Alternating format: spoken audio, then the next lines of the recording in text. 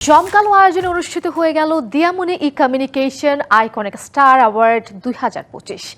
দেশের জনপ্রিয় সব শিল্পী ও তারকাদের অংশগ্রহণে রবিবার যে অনুষ্ঠানটি হয়েছে রাজধানীর আইডিপি ভবন মিলনায়তনে।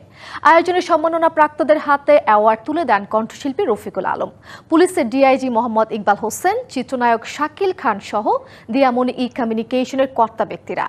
আয়োজনে শ্রেষ্ঠ চলচ্চিত্র অভিনেতা হিসেবে মঞ্চে পুরস্কার পান চিত্রনায়ক শাকিল খান। শ্রেষ্ঠ চলচ্চিত্র অভিনেত্রী হয়েছেন চিত্রনায়িকা রোমানা ইসলাম মুক্তি, কুসুম শিকদার ও চিত্রনায়িকা মিষ্টি জান্নাত। আর শ্রেষ্ঠ সঙ্গীত পরিচালক হিসেবে সম্মাননা পান শওকত আলী ইমন।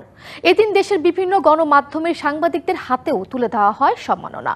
আয়োজনে বিনোদন সাংবাদিকতায় বিশেষ অবদান রাখায় সম্মাননা পেয়েছেন ডিবিসি নিউজের সিনিয়র সাংবাদিক মাকসুদুল হক ইমু।